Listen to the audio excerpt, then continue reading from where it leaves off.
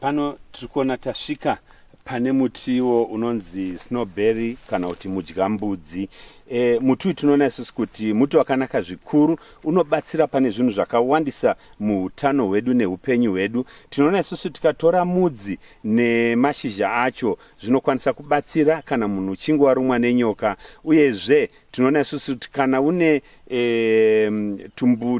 tupukanana zvikwekwe kana kuti chii zvinenge zviri pamwiri yedu, miri yembwa, tinogona kushandisa zvakare ichi kuuraya tumbuyu tunenge turi pamwiri yedu. Tinogonesa mvura yekugeza togeza nazvo. Uyezve panyaya yemalaria toona kuti unokwanisa kubatsira pamalaria zvakare. Tinoona isusu kuti muti uyu unogona kutiwo patinenge tiine chironda, tikatora mvura yacho tinogona kugeza chironda, chironda chobva chapora nekuti inenge chiuraya magerms anenge ari pachironda ipapo. Tinenge tichiona zvakare kuti kana tinogona kushandisa kugeza maziso, kana kuti maziso ari kurwadza aya tinogona kugeza nawo muti uyu, maziso achibva aita sei, apora. Vana vachiri vacheche vaya tinogona kutora mvura yacho togeza vana, togezesa vana nayo kuitira kuti mwiri yavo isabatire magerms, kuitira kuti wagare wakachena mumwiri mavo. Uyezve tinoona isusu kana ukaita mudumbu muri kurwadza, unokwanisa zvakare kugadzisa nyaya yekurwadza kwemudumbu. Uyezve wasikana kana madzimai vaya vane dambudziko rejeko unobatsira zvakare ikoko. Uyezve nyaya yemaflu inoita.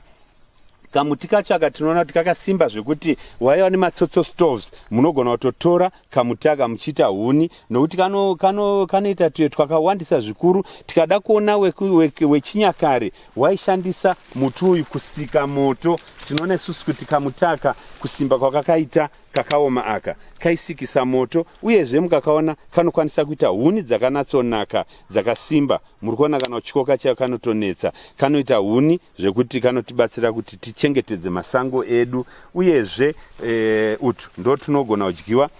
Tunotiwo vana vachibva kuchikoro vanowaraidzwa zvavo, wotora vachibva kuchikoro woita sei, wodya. Uyezve vanenge vachifudza mombe nevaye vanenge vachingofamba zvavo vanogona kutora akawoita sei, wodya.